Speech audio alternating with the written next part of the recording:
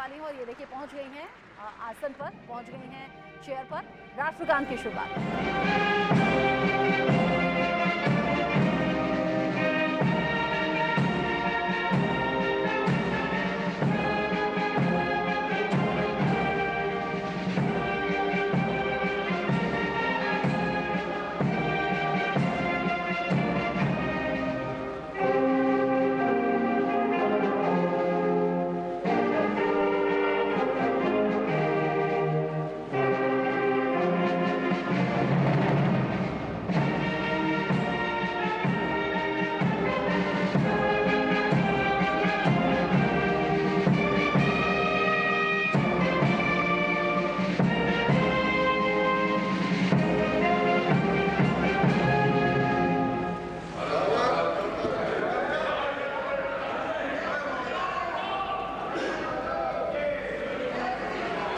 सत्र की शुरुआत हो गई है। राष्ट्रगान के साथ ही संसद में भीतर राष्ट्रपति द्रौपदी मुर्मू चेयर पर आपको नजर आ रही हैं, क्योंकि आज खास ये सत्र रहेगा। राष्ट्रपति के अभिभाषण को इसमें सुना जाएगा। एक तरफ उपराष्ट्रपति जगदीप धनखड़ बैठे हुए आपको दिख रहे हैं, दूसरी तरफ लोकसभा स्पीकर ओम बिरला मौजूद आपको दिखाई दे रहे हैं बैठे हुए। और राष्ट्रपति देश सेवा और जन सेवा का ये सौभाग्य बहुत कम लोगों को मिलता है। मुझे पूरा विश्वास है आप राष्ट्र प्रथम की भावना के साथ अपना दायित्व निभाएंगे, 140 करोड़ देशवासियों की आकांक्षाओं की पूर्ति का माध्यम बनेंगे। मैं श्री ओम बिरला जी को लोकसभा के अध्यक्ष की गौरवपूर्ण भूमिका के निर्वहन के लिए शुभकामनाएं देती हूँ। उनके पास सार्वजनिक जीवन का बहुत व्यापक अनुभव है। मुझे विश्वास है कि वे लोकतांत्रिक परंपराओं को अपने कौशल से नई ऊंचाई से देने में सफल होंगे। माननीय सदस्यगण, मैं आज कोटि कोटि देशवासियों को की तरफ से भारत के चुनाव आयोग का भी आभार व्यक्त करती हूँ। ये दुनिया का सबसे बड़ा चुनाव था। करीब 64 करोड़ मतदाताओं ने उत्साह और उमंग के साथ अपना कर्तव्य निभाया है। इस बार भी महिलाओं ने बढ़ चढ़कर मतदान में हिस्सा लिया है। इस चुनाव की बहुत सुखद तस्वीर जम्मू कश्मीर में भी सामने आए हैं। कश्मीर घाटी में वोटिंग के अनेक दशकों के रिकॉर्ड टूटे हैं। बीते 4 दशकों में कश्मीर में हमने बंद और हड़ताल के बीच कम मतदान का दौर ही देखा था। भारत के दुश्मन इसको वैश्विक मंचों पर जम्मू कश्मीर की राय के रूप में दुष्प्रचारित करते रहे, लेकिन इस बार कश्मीर घाटी ने देश और दुनिया में ऐसे हार ताकत को करारा जवाब दिया है। पहली बार इस लोकसभा चुनाव में घर पर जाकर भी मतदान कराया गया है। मैं लोकसभा चुनाव से जुड़ी हर कर्मी को सराहना करती हूं और अभिनंदन करती हूं। माननीय सदस्यगण, 2024 के लोकसभा चुनाव की चर्चा आज पूरी दुनिया में हो रही है। दुनिया देख रही है कि भारत के लोगों में लगातार तीसरी बार स्थिर और स्पष्ट बहुमत की सरकार बनाई है।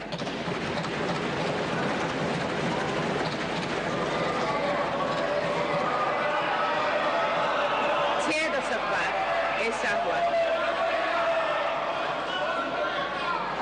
दशक बाद ऐसा हुआ है।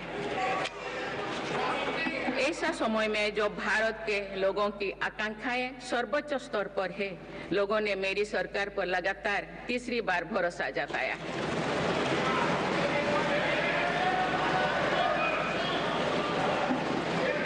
भारत के लोगों को ये पूर्ण विश्वास है कि उनकी आकांक्षाएं सिर्फ मेरी सरकार ही पूरा कर सकती है।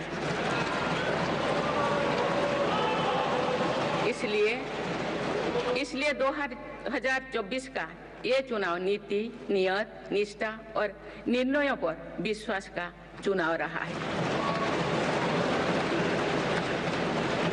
मजबूत और निर्णायक सरकार में विश्वास सुशासन, स्थिरता और निरंतरता में विश्वास, ईमानदारी और कड़ी मेहनत में विश्वास, सुरक्षा और समृद्धि में विश्वास, सरकार की गारंटी और डिलीवरी पर विश्वास, विकसित भारत के संकल्प में विश्वास। मेरी सरकार ने 10 वर्षों से सेवा और सुशासन का जो मिशन चलाया है, ये उस पर मुहर है। ये जनादेश है कि भारत की विकसित बनाने का काम बिना रुके चलता रहे और भारत अपने लक्ष्यों की प्राप्ति करते रहे।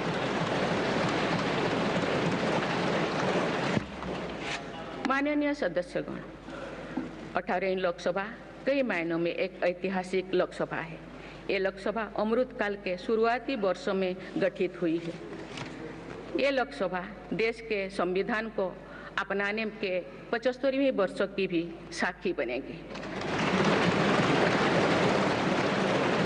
मुझे विश्वास है कि इस लोकसभा में जन कल्याण के फसलों का नवीन अध्याय लिखा जाएगा।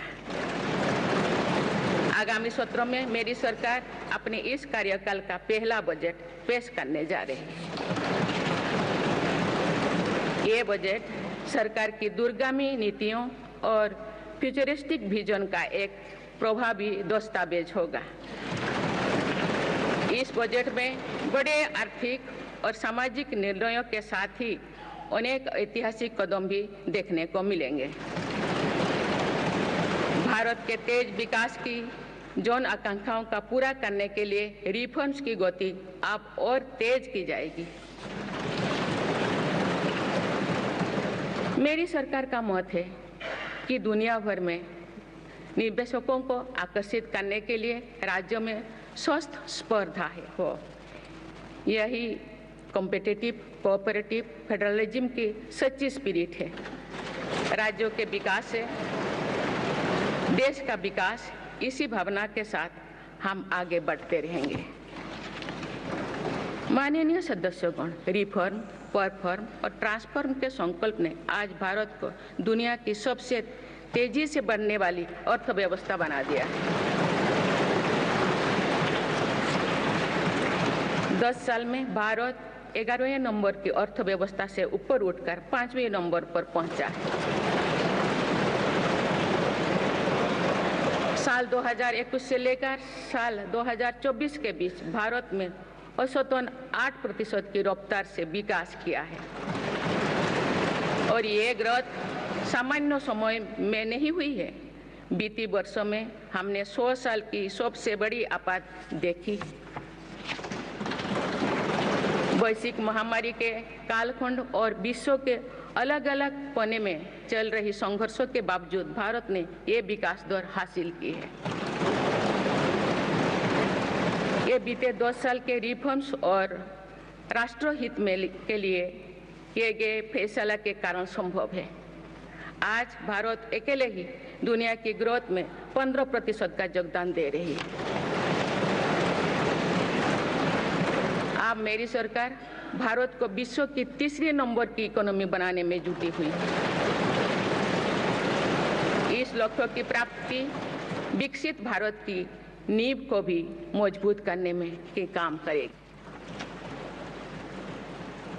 माननीय सदस्यगण, मेरी सरकार अर्थव्यवस्था के 3 स्तंभ मैन्युफैक्चरिंग, सर्विसेज और एग्रीकल्चर को बराबर महत्व दे रही है। PLI स्कीम्स और ईज ऑफ डूइंग बिजनेस से बड़े पैमाने पर निवेश और रोजगार के अवसर बढ़ रही है। पारंपरिक सेक्टर्स के साथ साथ सनराइज सेक्टर्स को भी मिशन मोड पर बढ़ावा दिया जा रहा है। चाहे सेमीकंडक्टर हो या सोलर हो, चाहे इलेक्ट्रिक व्हीकल हो या इलेक्ट्रॉनिक्स गुड्स हो, चाहे ग्रीन हाइड्रोजन हो या बैटरीज हो, चाहे एयरक्राफ्ट कैरियर्स हो या फाइटर जेट्स हो, भारत इन सब सेक्टर्स में अपना विस्तार कर रहा है। लॉजिस्टिक्स कॉस्ट को कम करने के लिए भी मेरी सरकार लगातार प्रयास कर रही है। सरकार सर्विस सेक्टर को भी मजबूत करने में जुटे हैं। आज IT से लेकर टूरिज्म तक, हेल्थ से लेकर वेलनेस तक हर सेक्टर में भारत लीडर बन रहा है और इससे बड़ी संख्या में रोजगार और स्वरोजगार के नए मौके बन रहे हैं। माननीय सदस्यगण, पिछले 10 वर्षों में मेरी सरकार द्वारा ग्रामीण अर्थव्यवस्था के हर पहलू पर बहुत जोर दिया गया है। गांव में कृषि आधारित उद्योगों, डेयरी और फिशरीज आधारित उद्योगों का विस्तार किया जा रहा है। इसमें भी सहकारिता को प्राथमिकता दी गई है। सरकार किसानों उत्पाद संघ, एफपीओ और फैक्स जैसे सरकारी संगठनों का एक बड़ा नेटवर्क बना रही है। छोटे किसानों की बड़ी समस्या भंडारण से जुड़े होती है, इसलिए मेरी सरकार ने सहकारिता क्षेत्र में दुनिया की सबसे बड़ी भंडारण योजना पर काम शुरू कर चुकी है। किसान अपने छोटे खर्चे पूरे करने के लिए इसके लिए पीएम किसान सम्मान निधि के तहत उन्हें 3,20,000 करोड़ रुपये से ज़्यादा राशि दे सकती है। मेरी सरकार के नए कार्यकाल के शुरुआत दिनों से ही किसानों को 20,000 करोड़ रुपया से अधिक की राशि ट्रांसफर की जा चुकी है। सरकार ने खरीफ फसलों के लिए एमएसपी में भी रिकॉर्ड वृद्धि की है। माननीय सदस्यगण, आज का भारत अपनी वर्तमान जरूरतों को ध्यान में रखते हुए अपनी कृषि व्यवस्था में बदलाव कर रहा है। हम ज़्यादा से ज़्यादा आत्मनिर्भर हो और ज़्यादा से ज़्यादा निर्यात से किसानों की आमदनी बढ़े, इस सोच के साथ नीतियाँ बनाई गई है, निर्णय लिए गए हैं। जैसे भारत दलहन और तिलहन में दूसरे देशों पर निर्भरता कम करने के लिए देश के किसानों को हर संभव मदद दे रहे हैं। ग्लोबल मार्केट में किस तरह के फूड प्रोडक्ट की डिमांड ज़्यादा है, इसके आधार पर नई रणनीति बनाई जा रही है। आजकल ऑर्गेनिक उत्पादों को लेकर दुनिया में डिमांड तेजी से बढ़ रही है। भारत के किसानों के पास इस डिमांड को पूरा करने के भरपूर क्षमता है। इसलिए सरकार प्राकृतिक खेती और इससे जुड़ी उत्पादों की सप्लाई चेन को सशक्त कर रही है।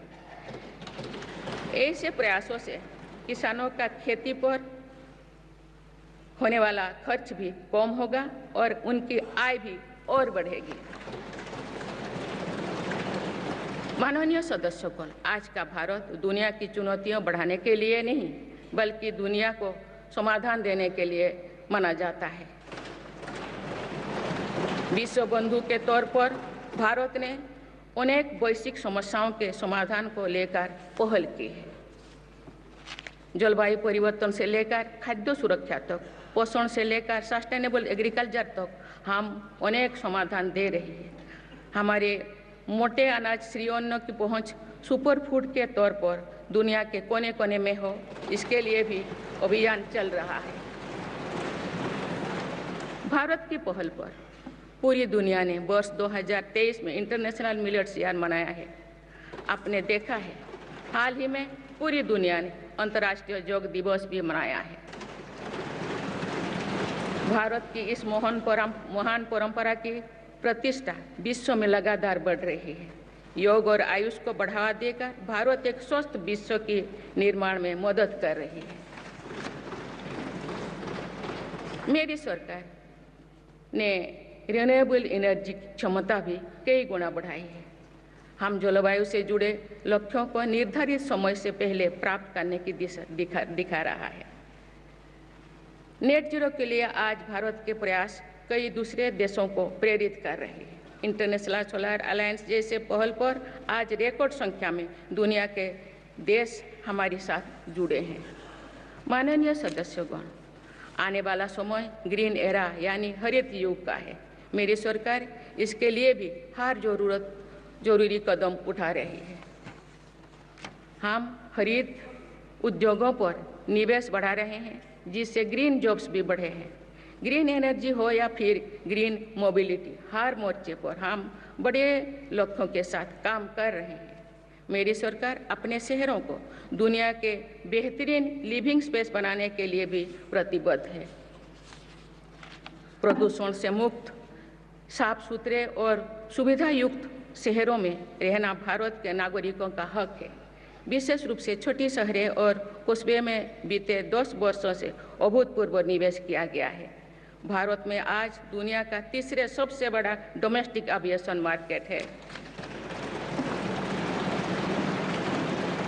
अप्रैल 2014 में भारत में सिर्फ 209 एयरलाइन रूट्स थे। अप्रैल 2024 में इनकी संख्या बढ़कर 605 हो गया है। हवाई यात्रा में हो रहे इस विस्तार का सीधा लाभ टियर 2, टियर 3 शहरों को हो रहा है। 10 वर्षों में देश के 21 शहरों तक मेट्रो सुविधाएं पहुंची है। वंदे मेट्रो जैसे कई योजनाएं पर काम चल रही है। भारत का पब्लिक ट्रांसपोर्ट दुनिया में बेहतरीन हो, इस लक्ष्य के साथ मेरी सरकार काम कर रही है। माननीय सदस्यगण, मेरा सरकार इन आधुनिक मापदंड पर काम कर रही है जिससे भारत विकसित देश के सामने बराबरी से खड़े हो सके। इंफ्रास्ट्रक्चर का विकास इस दिशा में बदलते भारत की नई तस्वीर के रूप में उभारा है। मेरी सरकार ने 10 वर्षों में पीएम ग्रामीण सड़क योजना के तहत गांव में 3,80,000 किलोमीटर से ज़्यादा सड़कें बनाई। आज भारत में नेशनल हाईवेज और एक्सप्रेसवेज का जाल बिछ रहा है। नेशनल हाईवेज बनाने की गति में भी 2 गुनी से अधिक की वृद्धि हुई है। अहमदाबाद मुंबई के बीच हाई स्पीड रेल इकोसिस्टम का निर्माण कार्य भी तेजी से आगे बढ़ रहे हैं। मेरी सरकार ने उत्तर, दक्षिण और पूर्वी भारत के बुलेट ट्रेन कॉरिडोर्स के लिए फिजिबिलिटी स्टडीज शुरू करने का फैसला किया है। पहली बार देश में अंतर्देशीय जल मार्गों के विकास पर इतने व्यापक रूप से काम शुरू हुआ है। इसका बड़ा लाभ नॉर्थ ईस्ट को होगा। मेरी सरकार ने नॉर्थ ईस्ट के विकास के लिए 10 वर्षों में आवंटन में 4 गुना से अधिक की वृद्धि की है। सरकार इस क्षेत्र को एक्ट पॉलिसी के तहत स्ट्रेटेजिक गेटवेज बनाने के लिए काम कर रही है। नॉर्थ ईस्ट में हर तरह की कनेक्टिविटी का बढ़ाया जा रहा है। शिक्षा, स्वास्थ्य, पर्यटन, रोजगार, हर क्षेत्र में विकास कार्यों को आगे बढ़ाया जा रहा है। असम में 27,000 करोड़ रुपया की लागत से सेमीकंडक्टर प्लांट बनाया जा रहा है। यानी north east made in India chips को भी सेंटर होने वाला है। मेरी सरकार नॉर्थ ईस्ट में स्थायी शांति के लिए निरंतर काम कर रही है। पिछले इस 10 वर्षों में अनेक पुराने विवादों को हल किया गया, अनेक अहम समझौते हुई है। नॉर्थ ईस्ट में अशांत क्षेत्रों में तेज विकास करके चरणबद्ध तरीके से अफवाह हटाने का काम भी जारी है। देश के हर क्षेत्र में विकास के ये नए आयाम भारत के भविष्य का उद्घोष कर रहे हैं। माननीय सदस्य, वुमेन लेड डेवलपमेंट के लिए समर्पित मेरी सरकार ने महिला सशक्तिकरण के एक नई युग की शुरुआत की है। देश की नारी शक्ति लंबे समय तक लोकसभा और विधानसभा में अधिक भागीदारी की मांग कर रही थी। आप उनके पास नारी शक्ति बंधन अधिनियम की ताकत है। सरकार की योजनाओं की वजह से पिछले 1 दशक में महिलाओं का आर्थिक सामर्थ्य बढ़ा है। आप जानते हैं कि बीते 10 वर्षों में बने 4 करोड़ पीएम आवास में से ज़्यादातर महिलाओं के नाम ही आवंटित हुई है।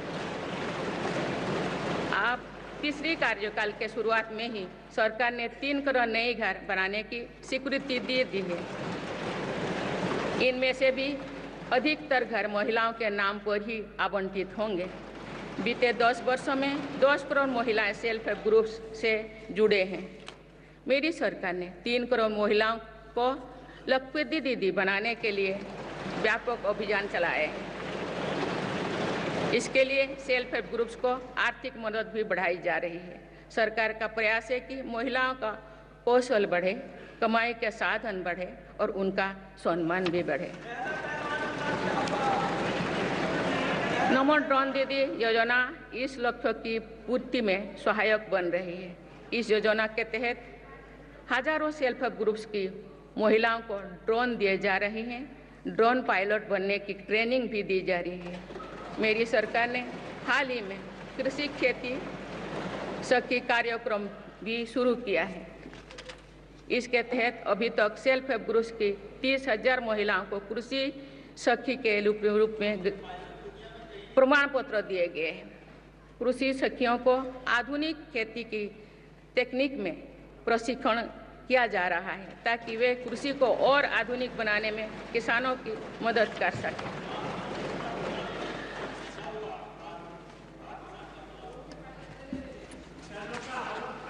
माननीय सदस्यगण,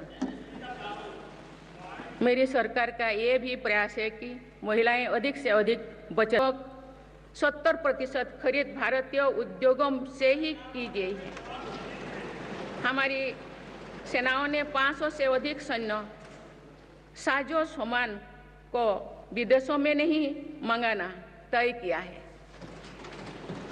ये सभी हथियार और उपकरण अब सिर्फ भारतीय कंपनियों से ही खरीद की जाएगी। मेरी सरकार ने सैनिकों के हितों को भी हमेशा प्राथमिकता दी है। तभी 4 दशक के बाद वन रैंक वन पेंशन को लागू किया गया है। इसके तहत अब तक 1,20,000 करोड़ रुपया दिए जा चुके हैं। शहीद सैनिकों के सम्मान के लिए सरकार ने कर्तव्य पथ के एक छोर पर नेशनल वॉर मेमोरियल की स्थापना भी की है। ये प्रयास केवल वीर जवानों के प्रति कृतज्ञ राष्ट्र का नमन ही नहीं है, बल्कि राष्ट्र प्रथम की अनवरत प्रेरणा का स्रोत भी है। माननीय सदस्यगण, मेरी सरकार देश के हर युवा को बड़े सपने देखने और उन्हें साकार करने के लिए जरूरी माहौल बनाने में जुटी है। बीते 10 वर्षों में ऐसे हर अवरोध को हटाया गया है जिसके कारण युवाओं को परेशानी थी। पहले अपने ही प्रमाण पत्रों को अटेस्ट करने के लिए युवाओं को भटकना पड़ता था। अब युवा सेल्फ अटेस्टेड करने का काम कर रहे हैं। केंद्र सरकार की ग्रुप सी ग्रुप डी भर्तियों से इंटरव्यू को खत्म किया गया है। पहले जो विद्यार्थी सिर्फ भारतीय भाषा में पढ़ाई करते थे उनके साथ अन्याय की जाती थी। मेरी सरकार ने नई राष्ट्रीय शिक्षा नीति लागू कर इस अन्याय को दूर करने के लिए कदम उठाए। युवाओं को अब भारतीय भाषा में इंजीनियरिंग की पढ़ाई का विकल्प भी मिला है। विगत 10 वर्ष में देश में 7 नई IIT, 16 IIIT, 7 IIM, 15 नए एम्स, 315 मेडिकल कॉलेज और 390 विश्वविद्यालय स्थापित किया गया है। मेरी सरकार इन संस्थानों को और मजबूत बनाकर आवश्यकता के अनुसार इनकी संस्था को भी बढ़ाएंगे। सरकार एक डिजिटल विश्वविद्यालय बनाने की दिशा में भी काम कर रही है। अटल टिंकरिंग लैब्स, स्टार्टअप इंडिया और स्टैंडअप इंडिया जैसे अभियान हमारे युवाओं का सामर्थ्य बढ़ा रहे हैं। इन्हीं प्रयासों से आज भारत दुनिया का तीसरा सबसे बड़ा स्टार्टअप इकोसिस्टम बन चुका है। माननीय सदस्यगण, सरकार का ये निरंतर प्रयास है कि देश के युवाओं को अपनी प्रतिभा दिखाने का उचित अवसर मिले। सरकारी भर्ती हो या फिर परीक्षाएं, सुनिए, परीक्षाएं किसी भी कारण से इनमें रुकावट आए, ये उचित नहीं है। इनमें शुचिता और पारदर्शिता बहुत जरूरी है। हाल ही में कुछ परीक्षा में हुई पेपर लीक की घटनाओं की निष्पक्ष जांच और दोषियों को कड़ी से कड़ी सजा दिलवाने के लिए मेरी सरकार प्रतिबद्ध है। हमारे इससे पहले भी हमने देखा है कि कई राज्यों में पेपर लीक की घटनाएं होती रही है। इस पर दलीय राजनीति से ऊपर उठकर देशव्यापी ठोस उपाय करने की जरूरत है। संसद ने भी परीक्षा में होने वाली गड़बड़ियों के विरुद्ध एक सख्त कानून बनाया है। मेरी सरकार परीक्षाओं से जुड़ी संस्थाओं, उनके कामकाज के तरीके, परीक्षा प्रक्रिया सभी में बड़ी सुधार करने की दिशा में काम कर रही है। माननीय सदस्यगण, मेरी सरकार ने युवाओं की राष्ट्र निर्माण में भागीदारी और बढ़ाने के लिए मेरा युवा भारत माय भारत अभियान की शुरुआत भी की है। इसमें अब तक 1.5 करोड़ से अधिक युवाओं का पंजीकरण हो चुका है। इस पहल से युवाओं में नेतृत्व कौशल और सेवा भावना का बीजारोपण होगा। आज हमारे युवाओं को खेलों में भी आगे बढ़ने के नए अवसर मिल रहे हैं। मेरी सरकार के प्रभावी प्रयासों का परिणाम है कि भारत के युवा खिलाड़ी वैश्विक मंचों पर रिकॉर्ड संख्या में मेडल्स जीत रहे हैं। कुछ ही दिनों बाद पेरिस ओलंपिक्स में भी शुरू होने वाले जा रहे हैं। ओलंपिक्स में देश का प्रतिनिधित्व करने वाले हर खिलाड़ी पर हमें गर्व है। मैं उन्हें अपनी शुभकामनाएं देती हूं। इन उपलब्धियों को और आगे ले जाने के लिए भारतीय ओलंपिक संघ 2036 ओलंपिक्स खेलों की मेजबानी की तैयारी भी कर रही है। माननीय सदस्यगण, जुलाई की 1 तारीख से देश में भारतीय न्याय संहिता भी लागू हो जाएगी।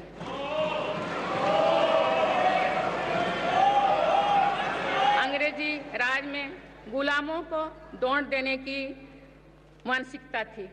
दुर्भाग्य से आज़ादी के अनेक दशकों तक गुलामी के दौर की यही दंड व्यवस्था चलती रही। इसे बदलने की चर्चा अनेक दशकों से की जा रही थी, लेकिन ये साहस भी मेरी सरकार ने ही करके दिखाए हैं। अब दंड की जगह न्याय को प्राथमिकता होगी, जो हमारे संविधान की भी भावना है। इन नई कानूनों से न्याय प्रक्रिया में तेजी आएगी। आज जो विदेश अलग अलग क्षेत्रों में गुलामी की मानसिकता से मुक्त पा रहे हैं, तो ये उस दिशा में बहुत बड़ा कदम है और ये हमारे स्वतंत्रता सेनानियों की सच्ची श्रद्धांजलि भी है। मेरा सरकार ने सीएए कानून के तहत शरणार्थियों को नागरिकता देना शुरू कर दिया है।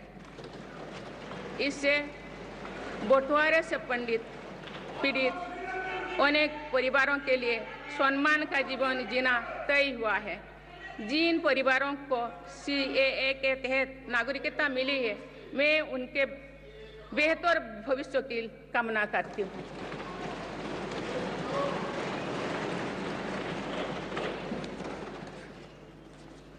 माननीय सदस्यगण, मेरी सरकार भविष्य निर्माण के प्रयासों के साथ ही भारतीय संस्कृति के वैभव और विरासत को फिर से स्थापित कर रही है। हाल में नालंदा यूनिवर्सिटी के भव्य कैंपस के रूप में इसमें एक नया अध्याय जुड़ा है।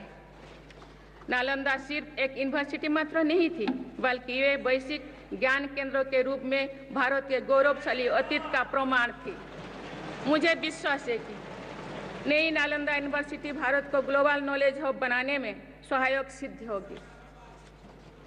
मेरी सरकार का ये प्रयास है कि भावी पीढ़ियों को हजारों वर्षों की हमारी विरासत प्रेरणा देती है। इसलिए पूरे देश में तीर्थस्थलों को, आस्था और आध्यात्म के केंद्रों को सजाया संवारा जा रहा है। माननीय सदस्यगण, मेरी सरकार विकास के साथ ही विरासत पर भी उतना ही गर्व करते हुए काम कर रही है। विरासत पर गर्व का ये संकल्प आज अनुसूचित जाति, अनुसूचित जनजाति, वंचित वर्ग और सर्व समाज के गौरव का प्रतीक बन रहा है। मेरी सरकार ने भगवान बिरसा मुंडा के जन्म दिवस को जनजातीय गौरव दिवस के रूप में मनाने की शुरुआत की है। अब अगले वर्ष भगवान बिरसा मुंडा की 150वीं जयंती के पूरे देश में धूमधाम से मनाया जाएगा। देश रानी दुर्गावती की 500वीं जयंती को भी व्यापक स्तर पर मना रहा है।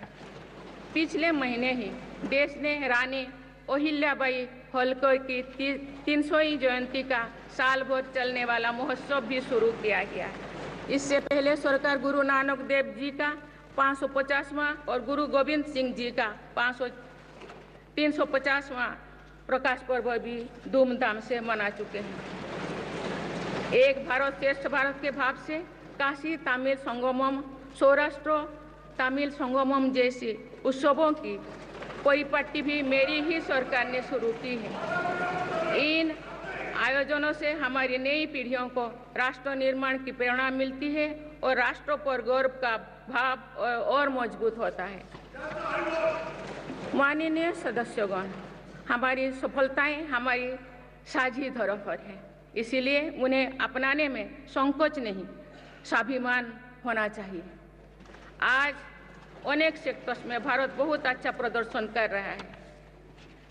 ये उपलब्धियां हमें हमारी प्रगति और सफलताओं पर गर्व करने की अपार अवसर देती है।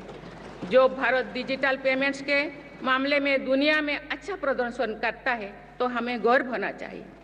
जो भारत के वैज्ञानिक चंद्रयान को चंद्रमा के दक्षिणी ध्रुव पर सफलता से उतारते हैं तो हमें गर्व होना चाहिए।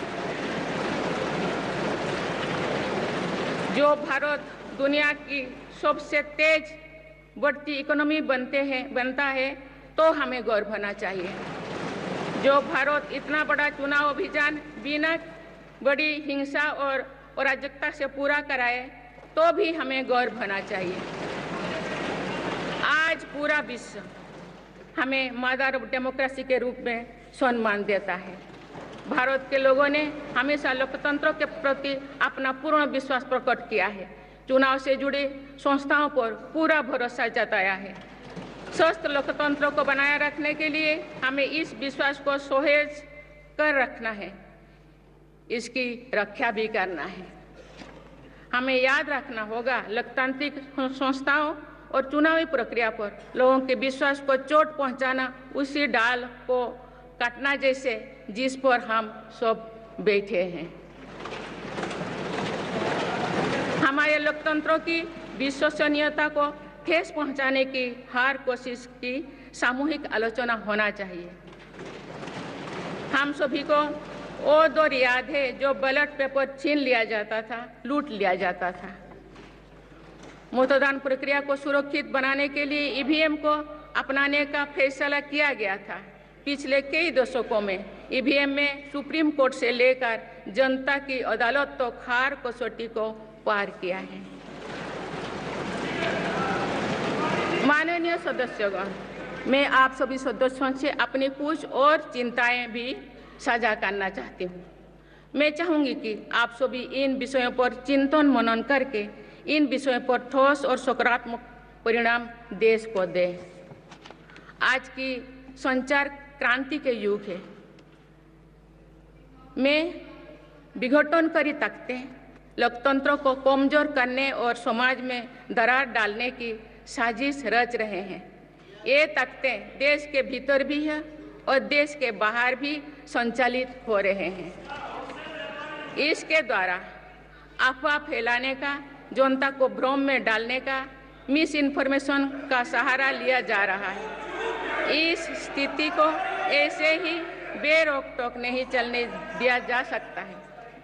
आज के समय में टेक्नोलॉजी हर दिन और उन्नत हो रही है। ऐसे में मानवता के विरुद्ध इनका गलत उपयोग बहुत घातक है। भारत ने विश्व मंच पर भी इन चिंताओं को प्रकट किया है और एक ग्लोबल फ्रेमवर्क की वकालत की है। हम सभी का दायित्व है कि इन प्रवृत्ति को रोके, इस चुनौती से निपटने के लिए नए रास्ते खोजें।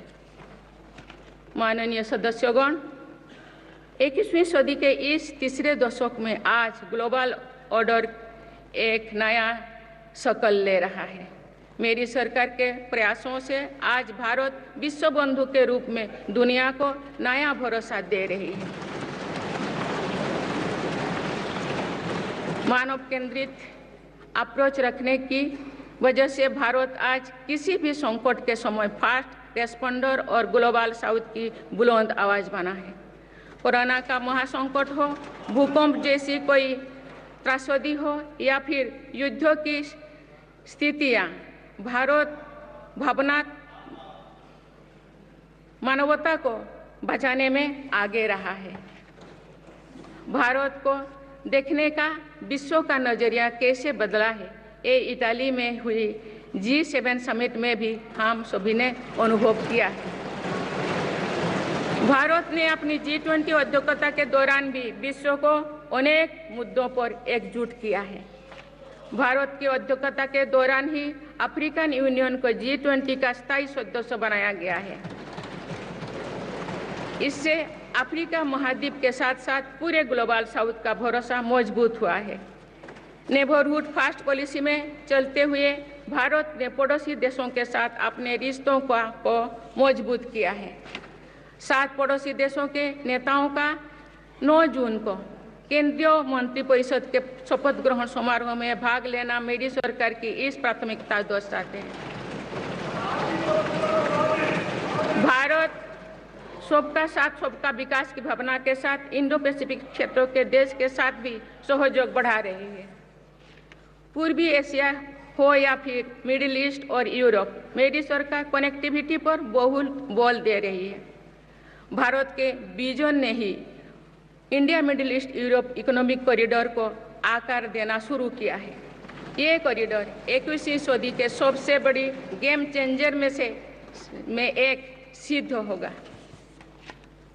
माननीय सदस्यगण, आने वाला कुछ महीने में भारत एक गणतंत्र के रूप में 75वें वर्ष पूरी करने जा रहे हैं। भारत का संविधान बीते दशकों में हर कसौटी पर खरा उतरा है। जब संविधान बन रहा था तो भी दुनिया में ऐसे ताकतें थे जो भारत के असफल होने की कामना कर रही थी। देश में संविधान लागू होने के बाद भी संविधान पर अनेक बार हमले हुए हैं। आज 27 जून है।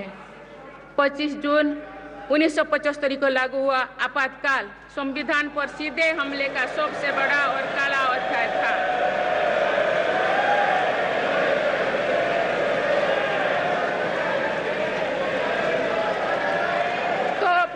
देश में हाहाकार मच गया था, लेकिन ऐसी असंवैधानिक ताकतों पर देश ने विजय प्राप्त करके दिखाया, क्योंकि भारत के मूल में गणतंत्र की परंपराएं रही है। मेरी सरकार भी भारत के संविधान को सिर्फ राजकाज का माध्यम भर नहीं मानती, बल्कि हमारा संविधान जन चेतना का हिस्सा हो, इसके लिए हम प्रयास कर रहे हैं। इसी ध्येय के साथ मेरी सरकार ने 26 नवंबर को संविधान दिवस के रूप में मानना शुरू किया है। अब भारत के उस भूभाग हमारे जम्मू कश्मीर में भी संविधान पूरी तरह लागू हो गया है, जहां आर्टिकल 370 की वजह से स्थितियां कुछ और थी। माननीय सदस्यगण, राष्ट्र की उपलब्धियों के निर्धारण इस बात से होता है कि हम अपने दायित्वों का निर्वहन कितनी निष्ठा से कर रहे हैं। 18वें लोकसभा में कई नए सदस्य पहली बार संसदीय प्रणाली का हिस्सा बने हैं। पुराने सदस्य भी नए उत्साह के साथ आए हैं। आप सभी जानते हैं कि आज का समय हर प्रकार से भारत के लिए बहुत अनुकूल है। आने वाले वर्षों में भारत की सरकार और संसद का क्या निर्णय लेती है, क्या नीतियां बनाती है, इस पर पूरा विश्व की नजर है। इस अनुकूल समय का अधिक से अधिक लाभ देश को मिले, ये दायित्व सरकार के साथ साथ संसद के हर सदस्य का भी होना चाहिए। पिछले 10 वर्षों में जो रिफॉर्म्स हुई है, जो नया आत्मविश्वास देश में आया है, इससे हम विकसित भारत बनाने के लिए नई गति प्राप्त कर चुके हैं। हम सभी को ये हमेशा ध्यान रखना है कि विकसित भारत का निर्माण देश के हर नागरिक की आकांक्षा है, संकल्प भी है। इस संकल्प की सिद्धि में अवरोध पैदा ना हो, ये हम सभी का दायित्व है भी, कर्तव्य भी है। नीतियों का विरोध और संसदीय कामकाज का विरोध दो भिन्न बातें हैं। जब संसद सुचारू रूप से चलती है, जब यहाँ स्वस्थ चर्चा परिचर्चा होती है, जब दूरगामी निर्णय होते हैं, तब लोगों का विश्वास सिर्फ सरकार ही नहीं पूरी व्यवस्था पर बनता है। इसीलिए मुझे भरोसा है कि संसद के पल पल का सदुपयोग होगा, जनहित को प्राथमिकता मिलेगा। माननीय सदस्यगण, हमारे वेदों में हमारे ऋषियों ने हमें कुछ नीति वाणी दिए हैं, जैसे कि समान मंत्र हो समिति ही समानी की प्रेरणा दी है, अर्थात हम एक समान विचार और लक्ष्य लेकर एक साथ काम करें। यही इस संसद की मूल भावना है। इसलिए जब भारत तीसरी नंबर की इकोनॉमी बनेगा तो देश की इस सफलता में आपकी भी सहभागिता होगी। हम जब 2027 में आज़ादी की शताब्दी का उत्सव विकसित भारत के रूप में मनाएंगे तो इस पीढ़ी को भी श्रेय मिलेगा। आज हमारे युवाओं में जो सामर्थ्य है, आज हमारे संकल्प में जो निष्ठा है, हमारी जो असंभव सी